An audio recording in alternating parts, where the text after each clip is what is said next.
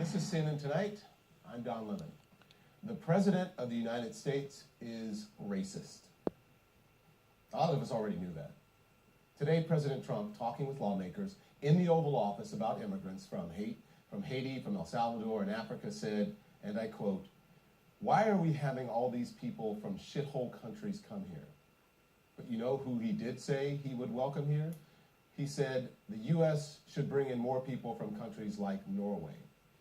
And CNN is told that he went on to say, "Why do we need more Haitians? Take them out." Those comments are frankly disgusting. There's other language I'd like to use, but we are on television. But you know what? They're not shocking, not even really surprising, because this is who Donald Trump is.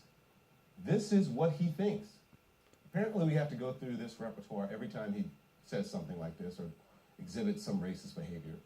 This is a man who, in the Oval Office meeting last year, said Nigerian immigrants should, in his words, go back to their huts. Who in that same meeting said all Haitian immigrants have AIDS. The man who based his entire political career for years on the racist birther lie that President Barack Obama was born in Africa. A man who reportedly still believes that to this day. The man who started his campaign trashing Mexicans and then made the Muslim ban a centerpiece of his bid. The man who responded to white supremacists who killed a young woman in Charlottesville by claiming there were, in his words, very fine people on both sides. The man who responded to protests by black NFL players by calling them, quote, sons of bitches. Do I need to go on with all of this? I get tired of saying it. This is the man who today complained about immigrants who, quote, are from shithole countries. Tonight, a White House official told CNN that they're not worried. They think this is good for them, and the president's comments will actually resonate with his base. Jesus. Admitting that for all their talk about making America great, the president is playing to a base that welcomes his racism and will enjoy it. And that is disgraceful. With that said, here's what's worse, and probably the most important point. So gather around the television, everyone. And this is for anyone who may be taken aback by my comments. I want to be very clear here. I don't really care if you are. I hope you are.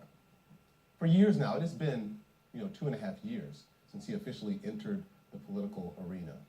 For years, I and others have been trying to tell you, the American people, that this man was exhibiting bigoted behavior. I asked him about it a number of times, and he denied it, but kept up the racist rhetoric and behavior throughout the campaign and now while he's in the White House. His supporters made excuses, continue to make excuses for him. Some of them people I personally know. Some of them are his friends, as a matter of fact, and I can hear them now telling me, "Oh, Don, Donald didn't mean that. Donald isn't a racist," or just people who don't know him. I think it was taken out of context. I'm not sure. How many examples do you need of this? But he is a racist. And for all of you who over the last few years have uttered that tired, lazy, uninformed, uneducated, ignorant response of calling me and others who point out racist behavior racists, you know what you can go do?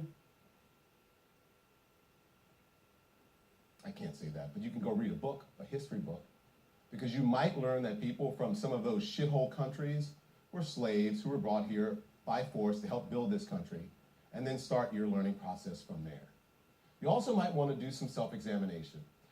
What does it say about you that no matter what, you continue to make excuses for this man, for his vile behavior, this sort of vile behavior? Doesn't that make you just as bad, if not worse, than him?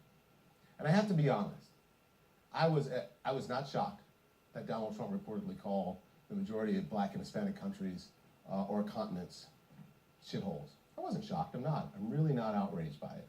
I'm not outraged. I'm tired of being outraged, as a matter of fact. I've been outraged too many times. It's more important to be strategic than to be outraged. Some people can be outraged, but it's more important for level-headed people to be strategic rather than outraged. Otherwise, it becomes a sky-is-falling situation every time he says something dumb or stupid or racist. Here's why I'm not outraged. Because people of color warned you. You called us racists or race baiters. I'm not mad that you call me those things because I'm not one of them. So why are you mad if someone calls you a racist if you know you're not one? Think about that.